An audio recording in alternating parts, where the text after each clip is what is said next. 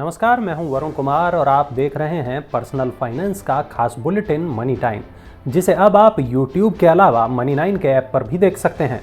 इस खास शो में आपको मिलेगी हर वो खबर जिसका आपकी जेब से है सीधा सरोकार। और आज की पहली खबर है मानसून की खुशी को डबल कर देने वाली।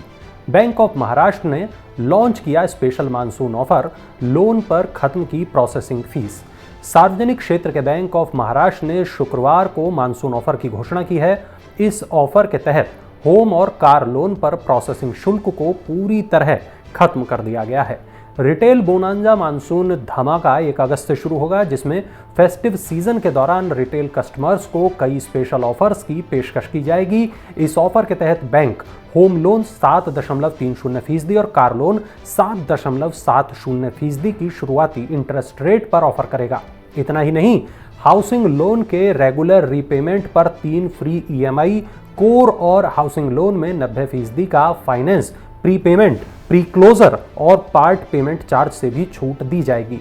बैंक 25 लाख रुपए तक का गोल्ड लोन 7.70% पर ऑफर कर रहा है, जबकि 3 लाख रुपए तक का गोल्ड लोन 0 प्रोसेसिंग फीस के साथ ऑफर किया जा रहा है।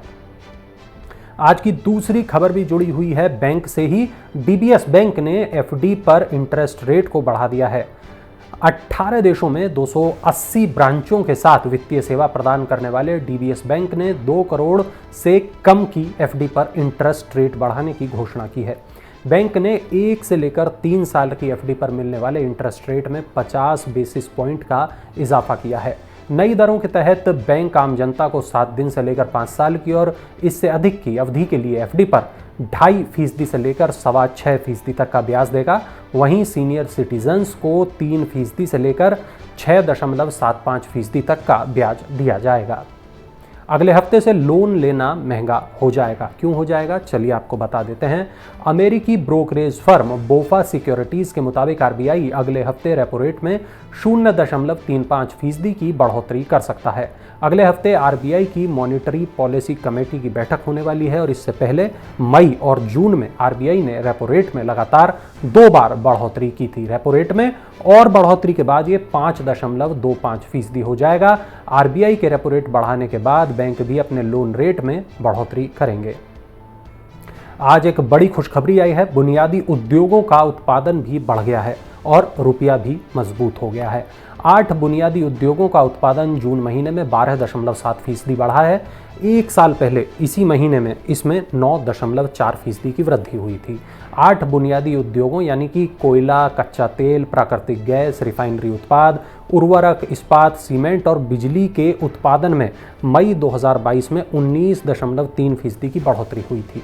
जून महीने में कोयला, रिफाइनरी उत्पाद, उर्वरक, सीमेंट और बिजली उत्पादन करीब 31.1%, 15.1%, 8.2% और 19.4% और 15.5% बढ़ा है। वहीं दूसरी ओर रुपया 45 पैसे की तेजी के साथ आज 79.24 यानी कि 79.24 प्रति डॉलर पर बंद हुआ। घरेलू शेयर बाजार में जोरदार तेजी और डॉलर के कमजोर होने से रुपए को ये मजबूती मिली है।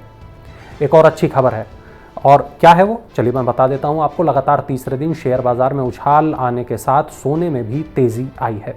घरेलू शेयर बाजार में शुक्रवार को लगातार तीसरे दिन तेजी रही और BSE सेंसेक्स 712 अंक से अधिक तेजी के साथ बंद हुआ।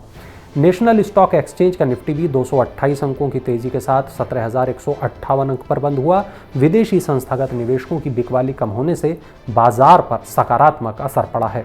पहली तिमाही के वित्तीय परिणाम भी बेहतर संभावना का संकेत दे रहे हैं। वहीं दूसरी ओर सर्राफा बाजार की बात करें तो सोना 255 रुपये और चांदी 1,610 रुपये मजबूत हो गई।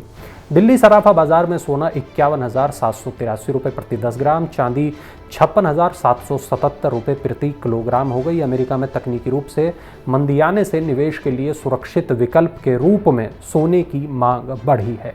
निप्पॉन इंडिया म्यूचुअल फंड ने लॉन्च किया नया फंड, 1 अगस्त से मिलेगा निवेश का मौका। निप्पॉन इंडिया म्यूचुअल फंड ने निफ्टी अल्फा लो वॉलेटिलिटी 30 इंडेक्स फंड लॉन्च किया है। नया फंड ऑफर 1 अगस्त को खुलेगा और 12 अगस्त को बंद होगा। यह नया फंड निवेशकों को एक इंडेक्स के जरिए अल्फा और लो वॉलेटिलिटी 2 फैक्टर के तहत रिटर्न प्रदान करेगा। इस एनएफओ में न्यूनतम 1000 रुपये के साथ शुरुआत की जा सकती है।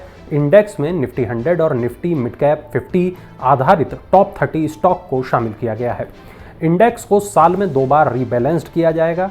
स्विगी लेकर आया है एक बड़ी खुशखबरी, अपने कर्मचारियों को हमेशा के लिए दे दिया है वर्क फ्रॉम होम।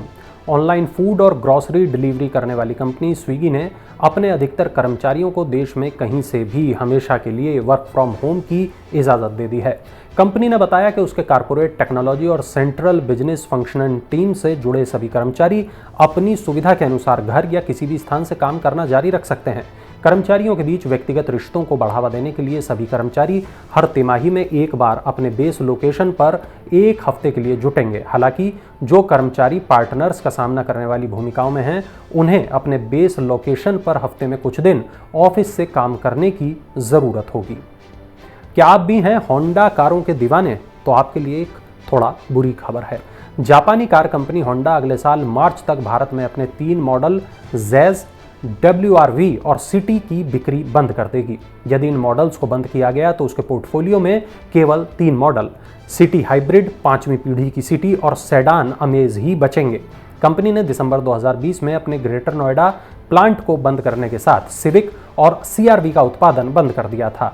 सूत्रों ने बताया कि तीनों मॉडलों को चरणबद्ध तरीके से हटाया जाएगा और कंपनी अब बाजार में SUV मॉडल पेश करने की तैयारी कर रही है। कंपनी ने इस साल की शुरुआत में कहा था कि वो अगले साल देश में एक SUV पेश करने की योजना बना रही है। देश को मिली आज बड़ी सौगात, पीएम ने किया पहले इंटरनेशनल बुलियन एक्सचेंज का उद्घाटन। पीएम नरेंद्र मोदी ने शुक्रवार को देश के पहले इंटरनेशनल बुलियन एक्सचेंज का उद्घाटन किया। इस एक्सचेंज से देश के ज्वेलर्स को सीधे आयात करने की सुविधा मिलेगी। एक्सचेंज के बनने से भारत एक गोल्ड हब के रूप में उभरेगा। एक्सचेंज डीलर्स, रिफाइनरीज और विदेशी बैंकों को आकर्षित करेगा। इस एक्सचेंज पर बुलियन डिपॉजिटरी रिसीट्स के रूप में कारोबार होगा। इस एक्सचेंज को शंघाई गोल्ड एक्सचेंज और बोर्सा इस्तांबुल की तर्ज पर स्थापित किया गया है। एक्सचेंज पर भविष्य में चांदी की भी ट्रेडिंग करने की योजना है। तो ये थी आज की तमाम बड़ी खबरें, ज़रूरी और महत्वपूर्ण खबरें। पर्सनल फाइनेंस की ये तमाम खबरें ही तो डालती हैं आपकी जेब पर असर। तो अगर आपको है अपनी जेब की फिक्र, तो जिस भी प्लेटफॉर्म पर आप इस शो को देख रहे हैं वहाँ सब्सक्राइब या फॉलो का बटन दबाना मत भूलिएगा। और चलते चलते देखिए हमारा ये खास इन्फोग्राफिक।